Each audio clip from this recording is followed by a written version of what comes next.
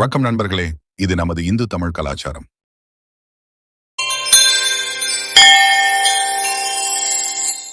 திருநாவுக்கரசர் முக்கியமானவர். அவரோட வரலாறை பத்தி தான் நாம இன்னைக்கு பார்க்க போறோம். இவரை நம்ம சுந்தரர் திருநாவுக்கரையந்தன் அடியாருக்கும் அடியன்னு திருத்தொண்ட தொகையில பாடியிருக்காரு. இவர் 7ஆம் நூற்றாண்டின் மத்தியில வாழ்ந்ததா கருதப்படுறாரு. இவர் கடலூர் மாவட்டம் திருமுனைப்பாடி நாட்டுல உள்ள திருவாமூங்கிற திருத்தலத்துல வேளாளர் மரபுல பிறந்தாரு.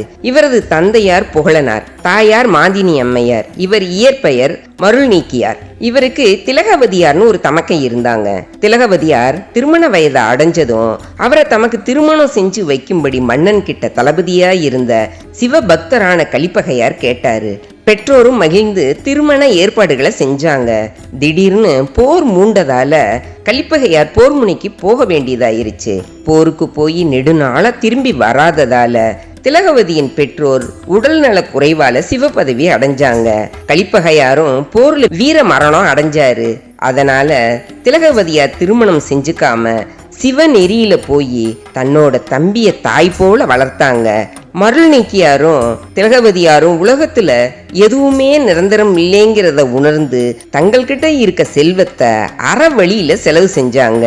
சின்ன வயசுல பெரிய இழப்புகளை சந்திச்சதால சைவ சமயத்து மேல மருள் நீக்கியாருக்கு வெறுப்பு உண்டாகுது. சமணர்களோட ஏற்பட்ட தொடர்பால சமண மதத்துல சேர்ந்தாரு. அவரோட தமக்கையார் எவ்வளவோ அறிவுரை சொல்லியும் கேட்காம சமணர்களோட தலைநகரமாகிய பாடலிபுத்திரத்துக்கு போய் சமண பள்ளியில சேர்ந்து படிச்சு தேர்ச்சி பெற்ற மருள் நீக்கியார் தருமசேனர்ங்கிற பெயரோட அவர்களுக்கு தலைவரானாரு. திலகவதியார் திருவாமூர்ல இருந்து பன்ருட்டி பக்கத்துல இருக்க திருவதிகை வீரட்டானம் திருத்தலத்துக்கு போனாங்க. அங்க திருமடம் ஒண்ணு அமைச்சு சிவபெருமானுக்கு பூமாலை கட்டி கொடுக்கறது, கோயில மெழுகி சுத்தப்படுத்துறது, இது போல தொண்டு செஞ்சுக்கிட்டு தன்னோட தம்பி சைவ சமயத்துக்கு திரும்பணும்னு இறைவனை இடைவிடாம வேண்டினாங்க. திலகவதியாரின் வேண்டுதலுக்கு இணங்கி மருள் நீக்கியாருக்கு கடுமையான சூழ நோய், அதாவது அடிவயிற்று வலி உண்டு பண்ணினார் சிவபெருமான். சமணர்கள் எவ்வளவோ முயற்சி செஞ்சாங்க, அந்த நோயை தீர்க்க முடியல. நம்ம சிவபெருமான் கொடுத்த நோயை யாரால தீர்க்க முடியும்? முடிவுல மருள் நீக்கியார் திலகவதியாரை தேடி திருவதிகைக்கு வந்து தன்னோட வயிற்று வலியை போக்கணும்னு திலகவதியாரோட காலை பிடிச்சு கதறி அழுதாரு. திலகவதியார் அவருக்கு சிவபெருமானை நினைச்சு திருநீர் கொடுத்தாங்க. அவரு பயபக்தியோட திருநீரை வாங்கி கொஞ்சம் வாயில போட்டுக்கிட்டு நெற்றி உடம்பு பூரா பூசிக்கிட்டாரு. அவரை வீரட்டானர் கோயிலுக்கு கூட்டிட்டு போனாங்க. மருள் நீக்கியார் சிவபெருமானை வணங்கி கூற்றாயினவாறு விளக்கலீருங்கிற பதிகத்தை பாடினாரு. சிவபெருமான் மகிழ்ந்து அவரோட நோயை போக்கி நாவுக்கரசருங்கிற பட்டத்தையும் கொடுத்தாரு. திருநாவுக்கரசர் சைவ நெறியில மாறி நெற்றியில திருநீர், கழுத்துல ருத்ராட்சம் அணிஞ்சு சிவப்பழமா மாறி கோயில்ல உழவார் பணி செஞ்சுக்கிட்டு இருந்தாரு. திருநாவுக்கரசர் சைவ சமயத்துக்கு திரும்பியதால சமணர்கள் கோபப்பட்டாங்க. மன்னன் மகேந்திரவர்மனை சந்திச்சு திருநாவுக்கரசர் மேல குற்றம் சாட்டினாங்க. உடனே அரசன் கோபப்பட்டு அவரை அழைச்சுக்கிட்டு வர சொல்லி உத்தரவிட்டான். அரசன் திருநாவுக்கரசரை சுண்ணாம்பு காலவாசல்ல வச்சு கொல்ல சொல்லி உத்தரவு போட்டான். திருநாவுக்கரசரை சுண்ணாம்பு காலவாசல்ல வச்சு எரிச்சாங்க. அப்ப சிவபெருமானை நினைச்சு மாசில் வீணையும் மாலை மதியமும் வீசு தென்றலும் வீங்கில வேனிலும் மூசு வண்டரை பொய்கையும் போன்றதே ஈசனெந்தை இணையடி நிழலேங்கிற பதிகத்தை பாடினாரு. அந்த சுண்ணாம்பு அற அவருக்கு இளவேணிலும் தென்றல் காற்றும் பொய்கையும் வெண்ணிலவும் வீணை ஓசை போல குளிர்ச்சியா இருந்தது. ஒரு வாரம் கழிச்சு தீய அணைச்சிட்டு சுண்ணாம்பு காலவாசலை திறந்தாங்க. திருநாவுக்கரசர் உள்ள பத்திரமா இருந்தாரு. அதிர்ச்சி அடைஞ்ச சமணர்கள் விஷம் கலந்த பால் சாதத்தை சாப்பிட வச்சாங்க. அந்த விஷம் அமிர்தம் போல ஆயிருச்சு. அப்புறம் யானையை விட்டு மிதிக்க செஞ்சாங்க. சீறிக்கிட்டு வந்த யானையை பார்த்து சிவபெருமானை நினைச்சு அஞ்சுவது யாதொன்றும் இல்லை, அஞ்ச வருவதும் இல்லைன்னு பாடினாரு. யானை திருநாவுக்கரசரை வளம் வந்து வணங்கிட்டு திரும்பி போயிருச்சு.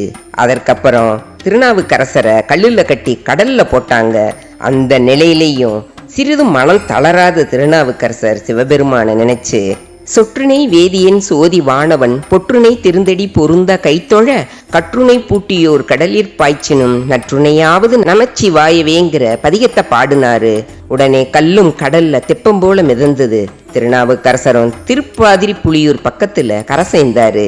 சமணர்களோட கொடிய செய்கையினால தனக்கு ஒரு தீங்கும் வராம வெற்றி கொண்ட திருநாவுக்கரசரோட பக்தியின் சிறப்பை உணர்ந்த பல்லவ மன்னன் அவர் திருவிடிகளில் விழுந்து கும்பிட்டான். தான் சமணர்களோட சேர்ந்து அறியாம செஞ்ச குற்றங்களை மன்னித்து அருளணும்னு வேண்டி கேட்டுக்கிட்டான். சைவ சமயத்துக்கு மாறினான். திருநாவுக்கரசர் அஞ்செழுத்து மந்திரத்தை சொல்லி திருநீர் கொடுத்தாரு. அரசன் திருநீற்ற பக்தியோட வாங்கி தனது நெற்றிலையும் உடம்புலையும் பூசிக்கிட்டான். சில நாட்கள் அவரோட தங்கி இருந்தான். பிறகு பாடலிபுத்திரம் போன மன்னன் முதல் வேளையா சமணர்களோட பள்ளிகளை இடிச்சு தள்ளுனான். திருவதிகையில குணபாலீஸ்வரம்ங்கிற திருக்கோயிலை கட்டி சைவ சமயத்துக்கு சிறந்த தொண்டாட்ட தொடங்கினான். திருநாவுக்கரசர் பல தலங்கள்ல தரிசனம் பண்ணிக்கிட்டு பெண்ணாடத்தை வந்து அடைஞ்சாரு. இறைவனை வணங்கிட்டு தான் சமண சமயத்துல சேர்ந்த தவற மன்னிச்சு விட்டாரான்னு தெரிஞ்சுக்க விரும்பினாரு. ஐயனே, மன்னித்தது உண்மையானா தன் மீது சிவ சின்னமான சூள முத்திரையையும் இடப முத்திரையையும் இடணும்னு வேண்டினாரு. பொன்னார் திருவடிக்கு ஒன்றுண்டு விண்ணப்பம்னு தொடங்கும் திருப்பதிகத்தை பாடினாரு. பாடி முடிச்சதும் யாருக்கும் தெரியாம சிவகணம் ஒன்று தோல்ல சூள முத்திரையையும் இடப முத்திரையையும் இட்டுட்டு மறைஞ்சிருச்சு. திருநாவுக்கரசர் ஆனந்த கண்ணீர் வடிச்சாரு. அங்கிருந்து புறப்பட்டு திருவரத்துறை, திருமுதுகுன்றம் போன்ற தலங்கள்ல எழுந்தருளி இருக்கும் பரமனை பாடிக்கிட்டே தில்லையை அடைஞ்சாரு. திருநாவுக்கரசர் கோபுரத்தை பார்த்து கண்ணீர் மல்க சிவநாமத்தை பாடி வணங்கினாரு. சிதம்பரம் தில்லை நடராஜர் கோயில்ல மேற்கு ராஜ கோபுரத்தின் வழியா போய் நடராஜரை வணங்கினாரு. ஆனந்த தாண்டவம் ஆடும் பொன்னம்பலத்தரச பேரன்போட வணங்கினாரு. கையின் தலைமிசைன்னு தொடங்கும் பதிகத்தை பாடினாரு. எம்பெருமானோட ஆனந்த வடிவத்தை பார்த்து பார்த்து மகிழ்ந்த திருநாவுக்கரசருக்கு இறைவன் தன்னை பார்த்து என்று வந்தாயின்னு கேட்டது போல இருந்ததாம். கருணட்ட கண்டனே என்ற விருத்தத்தையும் பத்தனாய் பாடமாட்டேங்கிற நேரிசையையும் பாடி வணங்கினாரு. தில்லையில சில காலம் தங்கி இருந்து உழவார பணி செஞ்சுட்டு வந்தாரு. எம்பெருமான வணங்கி பாமாலைகளை பல பாடினாரு. ஒரு நாள் திருநாவுக்கரசர் தில்லையை விட்டு புறப்பட்டு திருநாரையூர் வந்து பொல்லா பிள்ளையார வணங்கினாரு. அங்கிருந்து புறப்பட்டு சீர்காழி வந்தாரு.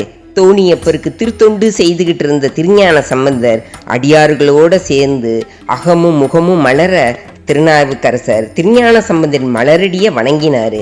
திருஞான சம்பந்தர் நாவுக்கரசரை தன் தந்தையை போல நினைச்சு அப்பறேன்னு கூப்பிட்டாரு. நாவுக்கரசர் அடியேன்னு தனது பணிவான அன்பை வெளிப்படுத்தினாரு. அருட்கடலும் அன்பு கடலும் கலந்தது போல ரெண்டு ஞான மூர்த்திகளும் தோணியப்பரையும் பெரியனாகிய அம்மையாரையும் வழிபட்டாங்க. சீர்காழியில சில காலம் தங்கி இருந்தாரு. அப்புறம் 2 பேரும் சீர்காழியை விட்டு புறப்பட்டு பல சிவ தலங்களை தரிசித்து திருக்கோலக்காங்கிற திருத்தலத்துக்கு வந்தாங்க. அங்க 2 பேரும் சிவபெருமான தரிசனம் பண்ணிட்டு திருஞான சம்பந்தர் அப்பர்கிட்ட விடை பெற்று சீர்காழி கிளம்பினாரு. அப்பரடிகள் கோலக்காவில இருந்து புறப்பட்டு பல தலங்களை தரிசனம் பண்ணிக்கிட்டு திருசக்தி முற்றத்துக்கு வந்தாரு. இறைவன் தரிசனம் செஞ்சுட்டு உழவார பணி செஞ்சாரு. பெருமான் கிட்ட என்னுயிர் போறதுக்கு முன்னாடி உமது திருவடி அடையாளம் பதியுமாறு அடியேன் தலை மீது வைத்தருள வேணுங்கிற கருத்தோட கோவாய் முடுகி அடுதல்னு தொடங்கி திருசக்தி முற்றத்துறையும் சிவக்கொழுந்தேங்கிற திருப்பதிகத்தை பாடினாரு. எம்பெருமான் திருநல்லூருக்கு வான்னு சொன்னாரு. அப்பரடிகள் உடனே திருசக்தி முற்றத்தை விட்டு புறப்பட்டாரு. திருநல்லூர் திருத்தலத்தை வந்து அடைஞ்சாரு. அப்பர் எம்பெருமான வலம் வந்து வணங்கினாரு. எம்பெருமான் தமது திருவடி மலர்களை அப்பரின் தலை மீது வச்சாரு. அப்பரடிகள் நினைத்துருவும் அடியாரை என தொடங்கி நல்லூர் பெருமானார் நல்லவாரேன்னு பாடினாரு. இதை நினைவுபடுத்த தான் திருநல்லூர் சிவன் கோவில்ல வரும் பக்தர்களுக்கு சடாரி வைக்கிற பழக்கம் இப்பவும் இருக்கு. சடாரி வைக்கும் சிவன் கோவில் இது ஒண்ணுதான். அங்கிருந்து புறப்பட்டு திங்களூர் வந்த அப்பரை அப்பூதி அடிகள் மகிழ்ச்சியோட தன்னோட வீட்டுக்கு சாப்பிட கூப்பிட்டாரு. அப்பூதி அடிகள் வீட்டுல சாப்பிட போகும் சமயத்துல அப்பூதி அடிகளின் மூத்த மகன் அரவம் தீண்டி இறந்துட்டான்னு தெரிஞ்சு அவனை திருப்பதிகம் பாடி உயிரோட எழ செஞ்சாரு நாவுக்கரசர். அப்பூதி அடிகளோட திங்களூர்ல சில காலம் தங்கி சிவ தரிசனம் செஞ்சாரு. பிறகு அங்கிருந்து திருப்பழனம் வழியா நல்லூர், பழையாறை, வளஞ்சுழி, திருவாஞ்சியம் போன்ற தலங்களை தரிசித்து பாமாலை பாடி போற்றினாரு. நாவுக்கரசரோட புகழ் 8 திசையும் பரவிச்சு. சிவ தரிசனம் செஞ்சுக்கிட்டே திருவாரூர் வந்தாரு. அடியார்கள் சூழ அப்பர் தேவாசிரிய மண்டபத்தின் முன்னாடி போய் வணங்கிட்டு கோயிலுக்குள்ள போனாரு. தியாகேச பெருமான அன்போட வழிபட்டு திருத்தாண்டகம் பாடினாரு. திருவாதிரை திருநாள் அன்னைக்கு இறைவனை வணங்கி மகிழ்ந்தாரு. அங்கேயே தங்கி இருந்து தினமும் தியாகேச பெருமான வழிபட்டு பாமாலை பல பாடினாரு. அடுத்து வலிவலம், கீழ்வேளூர், கன்றாப்பூர், திருவாமூர் தலங்களுக்கு போய் வழிபட்டு அங்கிருந்து திருப்புகலூருக்கு போய் திருஞான சம்பந்தரோட சேர்ந்து முருகநாயனாரோட மடத்துல தங்கி இருந்தாரு. அங்க சிறுதொண்ட நாயனார், திருநீலநக்க நாயனார் 2 பேரும் வந்து சந்திச்சாங்க. முருகநாயனாரை சேர்த்து 5 நாயன்மார்களும் சந்திச்சு கொண்ட அற்புதமான காட்சி முருகநாயனார் மடத்துல நடந்தது. அதன் பிறகு அப்பரும் திருஞான சம்பந்தரும் திருக்கடவூர் போய் சிவபெருமான தரிசனம் பண்ணிட்டு குங்கிலிய கலைய நாயனார் திருமடத்துக்கு போய் சில காலம் தங்கி இருந்தாங்க. அங்கிருந்து 2 பேரும் ஒவ்வொரு தலங்களையா தரிசனம் பண்ணிக்கிட்டே திருவேலிமலையிலே போனாங்க. அங்க அடியார்கள் அன்போட வரவேற்றாங்க. அங்க இருக்க மக்கள் மழை இல்லாம பஞ்சத்துல வாடுறாங்க. இவங்க 2 பேரும் சிவபெருமான வணங்கி பதிகம் பாடினாங்க. அன்னைக்கு ராத்திரி 2 பேரும் தூங்கும் போது கனவுல வந்து உங்க 2 பேருக்கும் படிக்காசு தர்றேன், அடியார்களோட பஞ்சத்தை போக்குவீர்களாகன்னு சொல்றாரு. காலையில எழுந்து பார்த்தா கிழக்கே உள்ள பீடத்திலையும் மேற்கே உள்ள பீடத்திலையும் படிக்காசு வைக்கப்பட்டிருந்துச்சு. அதை எடுத்து தேவையான பண்டங்களை வாங்கி அடியார்களுக்கு வயிறார சாப்பாடு போட்டாங்க. இறைவன் அருளால மாதம் மும்மாறி மழை பெஞ்சு மக்கள் நலமா வாழ ஆரம்பிச்சாங்க. அங்கிருந்து 2 பேரும் புறப்பட்டு வேதாரண்யம் வந்தாங்க. அங்க வேதங்களால கோவில் கதவை அடைக்கப்பட்டு கிடந்துச்சு.